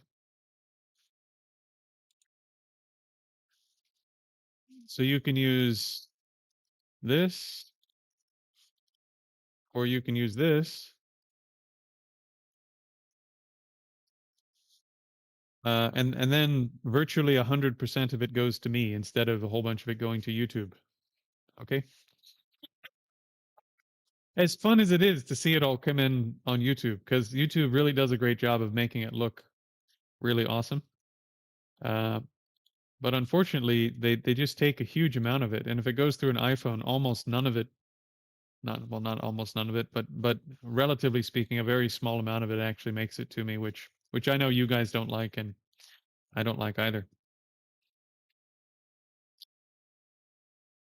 Yeah, yeah. No need to apologize or anything. I'm very, very happy to receive the donations, and in fact, happy to support tech companies that make all this possible. But again, if you'd like more of it to go to me, send it through PayPal or Venmo, and of course, I'll be happy to answer your questions anyway. J Master, I have a Kriya Yoga background. You use pranayama to raise energy from the lower centers to higher to enhance awareness. Yeah, so J Master, that technique is everywhere. That technique is in Buddhist Tantra under the name, in the Tibetan canon, under the name Tumo. Tumo, inner fire. That technique is in the Taoist canon under the name Neidan, uh, eternal alchemy. That technique is also there, of course, in I think the Jains have it, the Hindus have it, the I think also the Sikhs, if I'm not mistaken, have it. I've talked to them and they have Kundalini practices where you're learning to collect a bunch of prana and so forth in the lower part of the body, and then that once it gets to a certain level of condensation or whatever, starts to move upwards through the central channel and so forth. So this is very common. And as I've said on previous streams, whether or not those are real substances is, I think, besides the point, because you can feel these substances there. And according to science, according to cognitive scientific research, not me, people who do tumo practice, for example, really do totally change their metabolism as soon as they turn on this practice. And they totally change their the temperature of their body rises, and you can watch the heat of the body move up through the central part of the body like this while they're doing the practice. So whether or not the substances that you can feel to make this practice work are real, whether or not those are real, when you do this, it really does produce these effects, and it really does produce internal experiences of stuff that, according to these traditions, are really beneficial for your practice. So this is a very common thing. And then JMaster, just for your info, part of the reason these things aren't taught in the beginning of a lot of systems, they're taught more towards the end after you've been around for a while, is that because they make you more alive, so to speak, they make you more of what you already are. It really benefits you to already not be a prick, you know? Because if you're a little tiny prick when you start those practices, you become like a huge prick, right? You become a giant dick by doing those practices. If you're a little bit greedy, you become unbelievably greedy. If you're a tiny bit angry, you become outrageously outraged about everything. One of my teachers said, if you're like a little knob, you become a huge knob, right? You become a total.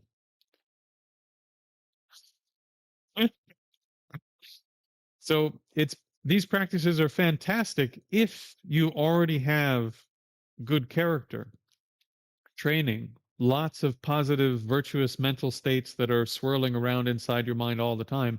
If you plug that into a 500, call it even more, like a 2000-volt battery, great.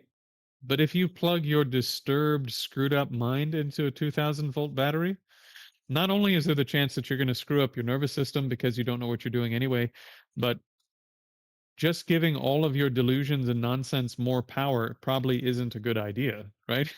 I hope you'll agree. So this is why in this is why Tantra is secret, basically. And this is why Neidan practices very often in the Taoist systems, the Neidan practices come at the end of or along with a whole bunch of stuff that's transforming your character along the way. Because without that stuff, or you're improving the being who is becoming more powerful, there's a big risk that you're going to become even worse than you were before.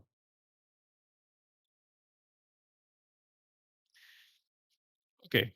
Dragan says, what would you say is the difference between Mahamudra, Transcendental Meditation, Anapanasati, and Vipassana? If I had to explain the technique. Okay. This is a big question. Okay. Mahamudra has a bunch of different schools, and they each teach a little bit differently. And I've only studied one school from the point of view, basically, of the Gelug on this issue. Yeah. Okay. Just really quickly, since that's a quick question, Luck 108. You know that text, the Tao Te Ching? If I'm not mistaken,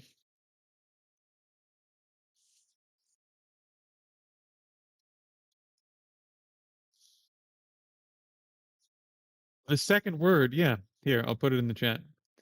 The second word, de,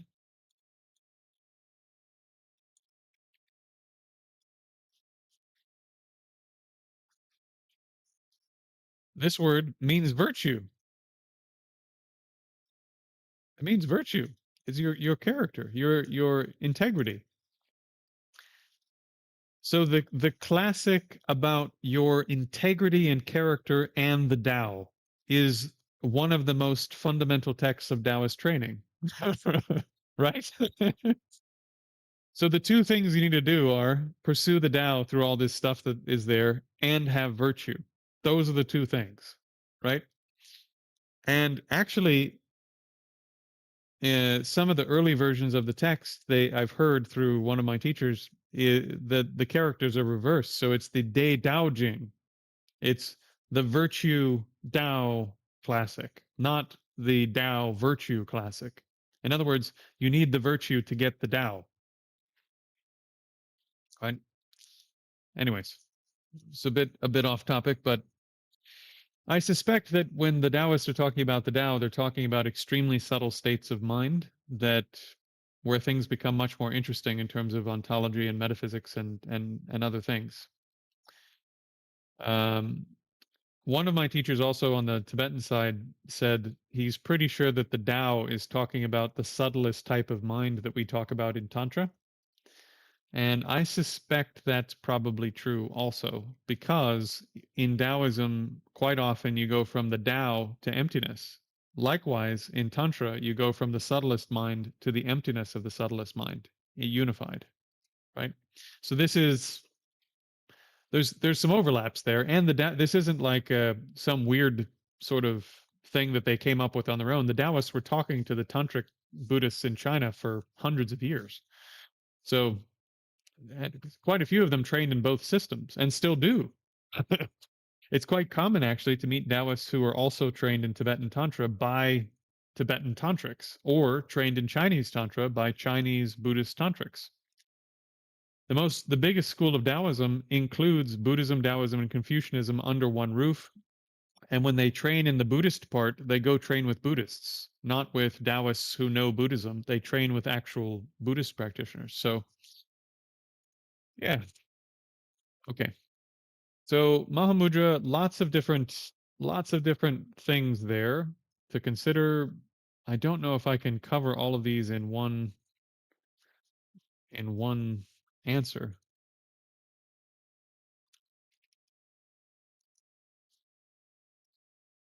Right, right, right. Okay. So best I can, Mahamudra is in my way of thinking about Mahamudra is gaining access to the actual things that make up your being, which are the six types of consciousness that you possess. Okay, that's the first layer of Mahamudra practice. Then, once you've gained access to all six, then you're mainly focused in terms of your ongoing practice, in deepening your practice, you're mainly focused on the sixth one, consciousness. Then, in terms of deepening your practice, you're not just focused on consciousness, you're focused on what is the nature of this consciousness? How does it exist? Because we're used to looking at this side, so to speak, of the conventional qualities of consciousness, even if you're a meditator. We want to look at the other side. What is the underside? Well, I guess this is the top of my hand, but you get the point, right? We want to look at what is the nature of this thing, how does it exist? And that's selflessness, emptiness. So the unity, the coming together of this consciousness and the emptiness or selflessness of that consciousness, that's Mahamudra, proper Mahamudra. Everything else is leading up to full on proper Mahamudra. It's sort of like calling a fitness class instead of your completely out of shape class. Right? Because it's not a It's not actually a class for people who are fit. It's a class for people who aren't fit, who want to become fit one day. Mahamudra is a practice for people who want to accomplish Mahamudra one day. Likewise, meditation, most of it isn't meditation. It's practices that are taking you towards being able to meditate one day. Okay, so that's Mahamudra. Then Mahamudra, after you've done this part at the sutra level, then there are tantric versions where you trigger the subtlest states of mind, which is what this human mind manifests out of, are much subtler states of awareness. And same thing, you come to be aware of the subtler states of awareness, and you come to see the way in which those exist. And this then the coming together of those two is tantric Mahamudra, for what it's worth. Transcendental meditation, I don't know how deep it goes. If they don't have something like Kundalini Yoga baked into it, then this is as far as they go. Because as far as I know, I don't think there's any way without tantric techniques to get down here to these subtler minds. And so you have to be working with this one. You have to be working with the human mind or one of the jhanas sprouting off of the human mind, so to speak. So you're never working with the subtlest aspect of consciousness. Um, but in my understanding of transcendental meditation, you start with a verbal mantra, it becomes a mental mantra, you have gaps in the mental mantra, and then you're meditating on consciousness. And then once you've accessed consciousness and you can meditate on consciousness in a state of non doing, you've reached the end. That's all there is to do. In both Zen practice, Chan practice, Buddhist practice in Mahamudra, Dzogchen, blah, blah, blah, the other schools where you're arriving at consciousness, that's not the end. This is a step, and there's one more step at least before you've reached the end, which is you need to flip it over and look at the other side. You need to see how it exists, not just the qualities that are there when you can abide on it. You need to see how does this thing exist ultimately. So then Anapanasati, you could start on the breath. And then when there's gaps in mental activity, you can turn your mind towards the consciousness that's meditating on the breath and then transfer to consciousness, right? So this is basically like you're starting here on tactile sensations. And when the concentration on tactile sensations becomes good enough, then you transition over here to consciousness and you rest on consciousness. And then you would do the other practices of abiding on consciousness, seeing the selflessness, emptiness of consciousness. So you could go sort of straight through from breath practice to consciousness and do it that way. I just think that's really hard to do if you're not in retreat, which is why I don't teach it that way. Likewise, you could use mantra practice. I think that's harder to do than just abiding on the contents of consciousness once you can do that. But how much difference is there? Probably not all that much. And honestly, if people want to use mantras at that stage of the process, go for it. It's a proven, widely attested, proven technique to use mantras to try to get that part of the practice to work. Vipassana is Vipassana means that you are doing that you have a mind that can enter into a perfect state of concentration. So there's no distraction, and the mind is unbelievably lucid, bright, and fresh. And then you use this incredibly stable, incredibly lucid, bright, fresh mind to start observing stuff and analyzing stuff. And likewise, what do you observe and analyze? Well, you observe the components that make up your being and you analyze how they exist, right? So you arrive again at analyzing ultimately in the end of the road all of these things that make you up and then seeing how they exist. So actually, all of the systems in the Buddhist approach have Vipassana in them. So Vipassana is a technique. It's not actually like a school or something, but it's become because of some movements in some schools of Theravada that are relatively recent, and I'm talking about, I think, from only about 1940 or something, so very recent. They've started sort of a Vipassana movement where you start with analytic meditation and you develop concentration through doing the analysis, which is a new approach. However, it seems to work. As new as it is, it does seem to work. But again, mainly if you're in retreat. And this is what I say when I say, I think there's all sorts of stuff that work in retreat because you're just not stirring your mind up in between sessions. So you could do probably hundreds of different things, you know, that would probably all work. And this is why there's so much diversity in all of these traditions. What's missing though from a lot of the meditation seen on the Buddhist side that's there on the Hindu side is the physical aspect. The Hindus are very much aware and very open about the fact that if your body is screwing up and your body is uncomfortable, it's going to be really hard to make anything else work.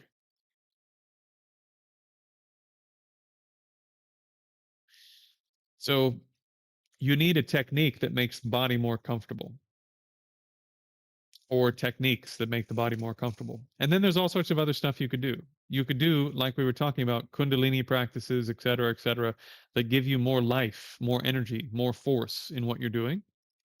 And those same practices give you access to the subtler types of consciousness eventually also, which is a huge benefit to to the practice, right? Which is why they're there in the tantras.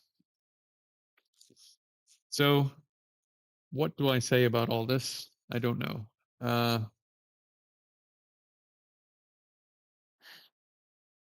just to provide you guys with hopefully the last commercial break of the day.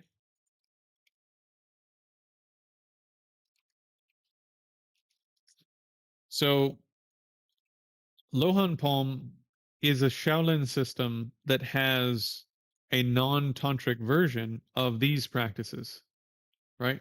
Where eventually, once the body is comfortable and under control and blah blah blah, then you're doing qigong kinds of practices where you make the whole system really healthy, work really well, last a long time while you're building up concentration and meditative capability.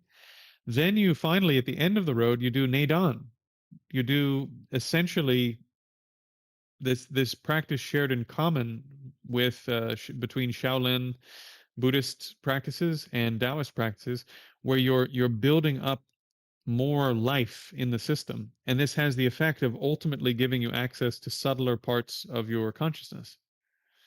And when you can do that, then you've gained access to the subtlest parts that make you up, which means that if you're using those to do your other practices, in terms of trying to realize selflessness or impermanence or these other things, it becomes really powerful according to the canon.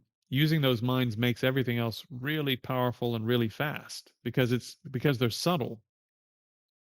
Since they're more subtle, everything else you do with them has much more effect than the stuff you're doing up here. By the way, this is for anyone who's wondering, like, why do they always say tantra is so much faster? This is why. A big reason. You're working with ultimately you're working with really subtle minds who have much greater force than coarser minds up here where we live.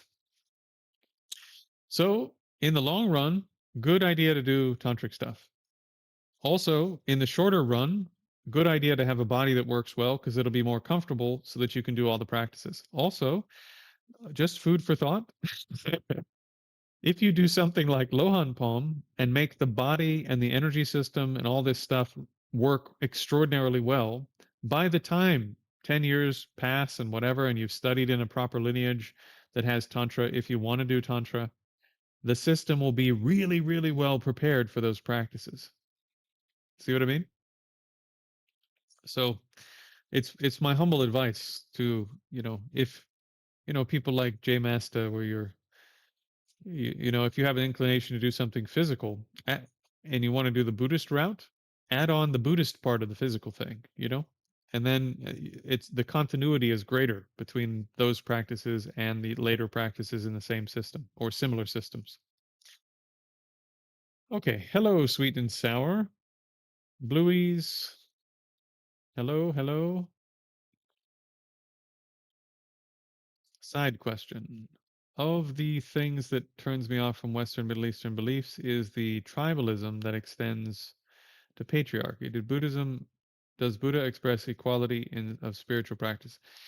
Yeah, actually, so one of the really important developments in Buddhist thought from the earliest stage that wasn't there in the Vedic and Brahmanical and Upanishadic traditions is the idea that men and women are completely equal in terms of being able to attain highest awakening. This wasn't there as part of the Vedic and Upanishadic traditions. So the Buddha was very early to the party, let's say, in terms of an ecumenical idea of who can actually attain the highest goals of spiritual life. And the Buddha said everybody can do this. Furthermore, in the tantras it says women have some advantages actually over men. uh, and the Mahayana sources there's some mixed messages there, but uh, in terms of even Buddhas, right? In the Mahayana canon there are male and female Buddhas. In the Tantric canon there are male and female Buddhas. So Buddhas come in all sorts of varieties in the Mahayana way of thinking about things. And in fact, as from a tantric perspective, Buddhas, if it's a male Buddha, there's always a female Buddha that comes along with that Buddha. And likewise, if it's a female Buddha, there's always a male Buddha that comes along, even if it's not being represented in the image. So there are reasons for this, of course, but how to say? How to say? Yeah, they're in fact, I think in the Mahayana, especially in a Western context, for some reason, there are way more female practitioners from what I've seen. I don't know why, but Buddhism seems to be way more popular with women in the West than men.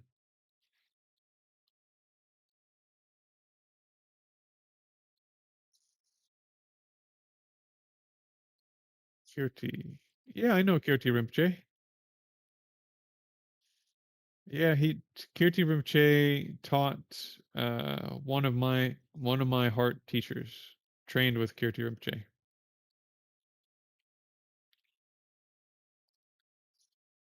Jay Masta asks, is loving kindness a preparatory practice for more advanced techniques? No, no. Loving kindness is an advanced technique. According to Buddhist psychology, for lack of a better term, because this is way outside the bounds of just psychology, but loving kindness and compassion are two of the mental states that have infinite potential for growth. They can become infinitely large. They can become infinitely large. So, thinking about loving kindness, a Buddha's mind has infinite love and compassion for other beings, infinite depth, infinite breadth, wideness. It includes all beings and is also uh, as deep as it can be. So this is an advanced practice, actually, in an important sense. And much of what is called metta, I know I get on this topic probably too much, but much of what is called loving kindness or metta practice in modern stuff isn't actually metta practice. It's adjacent to it. It's goodwill practice. If you were to define ill will, harmful will, right? You would probably say something like, it's the desire to see others do badly. It's the desire to see others be harmed. It's the desire to see others experience loss, things like this. When you look at most of the stuff being taught as loving kindness around the world at the moment, what are they teaching? May others have good stuff. May others not fail. May they succeed. That's goodwill. That's not metta. Metta is highly specific. right? May others have happiness and the causes of happiness. How is happiness defined? How are the causes of happiness defined? What do you mean all beings? Because just saying those words isn't meta. That's just you saying words. You have to know what happiness is. You have to know what the causes of happiness are. You have to know what all beings are. You have to see all beings as completely equal in terms of deserving happiness and the causes of and the causes of happiness. Right? And there's a whole training system for this. It doesn't just happen randomly. You develop all of the little steps that take you further and further and further in your ability to generate metta. It is considered by Buddhist psychological sort of standards to be amongst the rarest and most difficult minds to generate in the entire system of Buddhism. It's not something you're going to do randomly on a Tuesday because you read a few sentences of goodwill. Goodwill's a great thing, but it's not metta. Rejoicing, joyfulness in the good things that others get, also great thing to do, not metta. Metta is an overwhelmingly powerful feeling of personal responsibility to bring about the ultimate happiness of every single being that exists, from the highest deities to the lowest hells, to the in between, to the fleas, to the worms, to the humans, to the bardo beings, to the ones in the intermediate, to the ones in the spirit realms. Every single being in reality, that you're taking personal responsibility to do absolutely whatever it takes to bring them to the highest possible form of happiness, and to bring about whatever is required as best you can, so that the causes of happiness will be there for all beings. And there's just, that doesn't share a whole lot in common, although it shares some things in common, I suppose. Doesn't share a whole lot in common with just, I hope they have clothing. I hope they have food. I hope, if you have loving kindness, you'll also want those things for them. But that's not what loving kindness is. You see what I mean?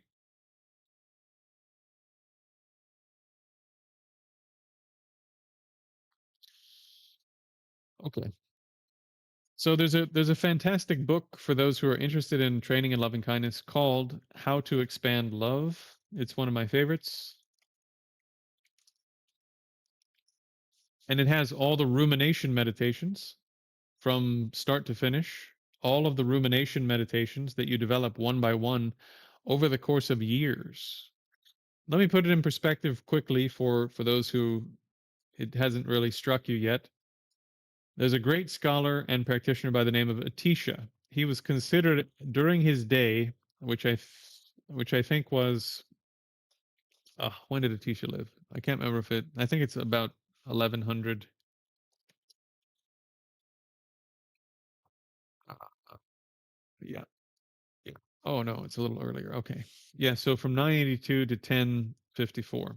So he was considered during his day, the greatest Buddhist monastery of that time was Nalanda Monastery. It was a state-sponsored monastery, and therefore they had huge libraries. These like the cream of the crop in terms of both scholars and practitioners, mostly associated with Nalanda Monastery. And when you look at the great texts of the tradition coming out of India that we still have, not all of them, but huge number of them are associated with the Nalanda tradition. Okay. So at his day, there were 500 top scholars from Nalanda.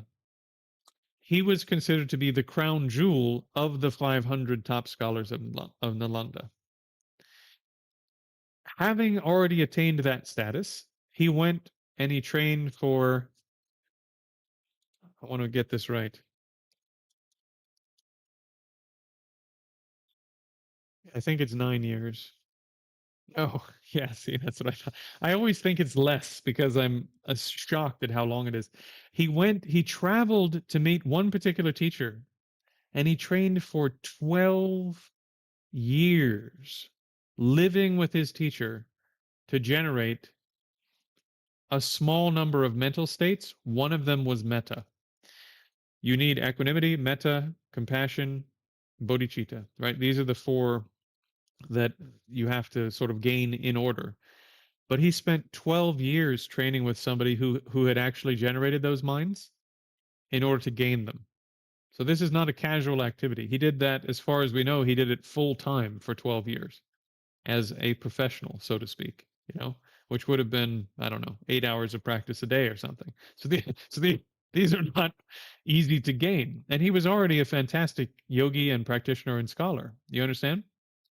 So I know somebody in the modern world who spent 4 years working on step one, equanimity, before you've done metta.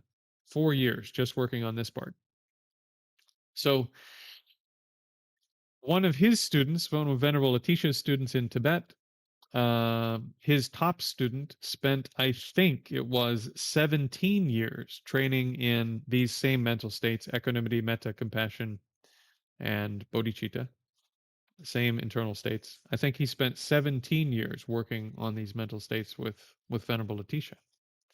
So these are very difficult to generate, very much worth generating, very much so. But they're not easy to generate. These are advanced capabilities, very advanced capabilities. Okay.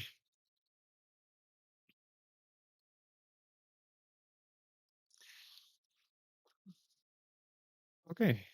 The tolerance of intolerance. You know, that's one of those sort of weird modern things that we've gotten ourselves into. We get ourselves into trouble with language a lot. And that way of thinking about things, as far as I can sort out, doesn't fit very well into the Buddhist framework of psychology. You know, if especially if you're coming from a Mahayana point of view, if you have genuine love and compassion, which again is not an easy thing to do, but if you did, you won't stand by while other beings are being harmed if you can stop it. You'll do what you can with absolutely minimal harm to the side that is doing the harm of these beings. You'll stop this one from doing the harm. That's part of those mental states. You can't stop yourself. You know, you can't just stand there and watch on the sideline. So if there's some group of people or there's some individual or whatever that's harming a bunch of other beings because they're confused, they're still harming a bunch of other beings. And you have an ethical responsibility to do what you can to push back on that. Right? So love and compassion doesn't turn you into a doormat, you know? Actually, these mental states are so powerful. I don't know how to describe it to you, but they're so powerful. There is a book I sometimes recommend, Fire Under the Snow.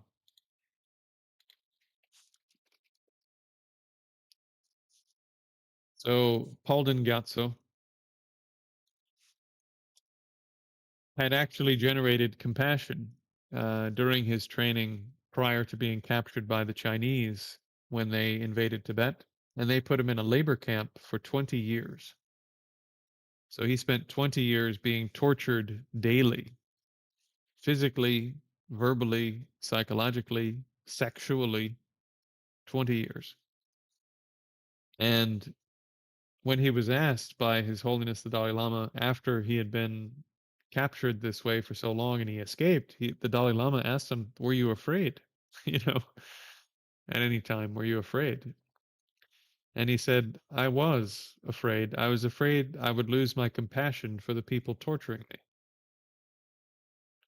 Think about that. You know, we have made an entire religion out of a person who said, "Father, forgive them, they don't know what they're doing." We made an entire religion out of a person who got tortured for a few days because of how extraordinary we think it is that they took some suffering upon themselves for a few days with a sense of grace and compassion and love.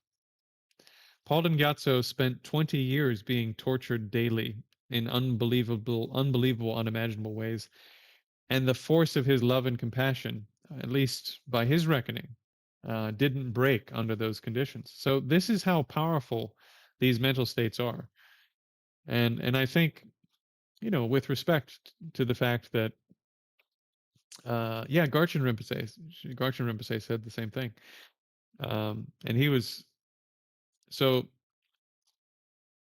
if you can actually generate these minds, they replace the anger, they replace the hatred with something that is much more powerful and stable and stops you from engaging in harmful actions, but doesn't actually turn you into a doormat, right? When Paulin Gatso escaped from the labor camp, he didn't just escape. He took the risk of taking all of the torture implements, because he probably would have been killed or tortured badly if he got caught trying to leave, obviously. But nonetheless, he chose his moment carefully and took all of the torture implements that he had been tortured with for 20 years and brought them with him so that he could prove to the world that this is what was happening in China. Because he wanted his actions to have maximum effect in benefiting other beings, right? Not because he hates the people who captured him, but because it's bad for them too. It's bad for them to be doing this. And of course, it's bad for the people who are being tortured. So he did everything he could, to try to ensure everyone benefited. Think about that. Do you know what I mean? It's so incredible. It's so incredible. And so this mind of compassion and loving kindness has so much power. It's so powerful. And so it's demeaning to the power and importance of that mind to say, oh yeah, you can sit down at a Dharma center next Tuesday because you happen to stumble in off the street half drunk and read some words about, I hope people have nice stuff and I hope they don't get sick, and that's metta. Give me a break. That's not what metta is. Goodwill is a fantastic practice, but we shouldn't call it metta because that's not what it is. Goodwill is relatively easy to generate. Metta is extremely difficult to get for even a few moments. Really, really, really, really, really tough. Takes a lot of work. Okay. All right, my friends. It looks like we have reached the bottom of the question queue. If you are all getting some value out of this, I hate to say I am getting towards the end of the month. So the bills will come due, unfortunately. If you're getting value out of this and you really would like me to carry on for one more month, if it's within your means, please don't do anything that would hurt you financially. But if it's within your means, go to the description for the video, send a little bit through PayPal or Venmo. If that's not available where you are, send it through GoFundMe. And just slide the slider down on GoFundMe so that more of it ends up going to me instead of to GoFundMe, although I don't mind supporting GoFundMe as well. I do all this for free. All the phone calls, um, all of the stuff that I write, all the content I make. There are no ads on the content, and this is deliberate because I want people to have access to it, and I don't want you to have to listen to a toothpaste commercial or something every time you want to try to sit down and do meditation with the videos that I have, or you know what I mean? It just somehow doesn't work. So, yeah, this it's an ecosystem of generosity. I'm providing all of this stuff that I have as best I can for the community. If the community can provide enough resources that I can carry on doing that, then I can carry on doing it. So please do chip in what you can. If you're not a contributor, pop through whatever you can. If you already are, thank you so much. I've already put up a big thank you video for the first 2 months of donations and so forth. You are the ones who made all of this possible up to this point. Really appreciate you. And if you're contributing through the school course or the Lohan course, if you sign up for either of those, some of that goes to me on the Lohan side too, since my meditation techniques are baked into that course. So lots of ways to chip in if you'd like to chip in. Please do, since we're getting towards the end of the month, chip in if you haven't, and you're getting some value out of this and you'd like to see it carry on. Okay. Thank you so much for being here. Hope to see you again very soon. Try not to die before I do. Cheers.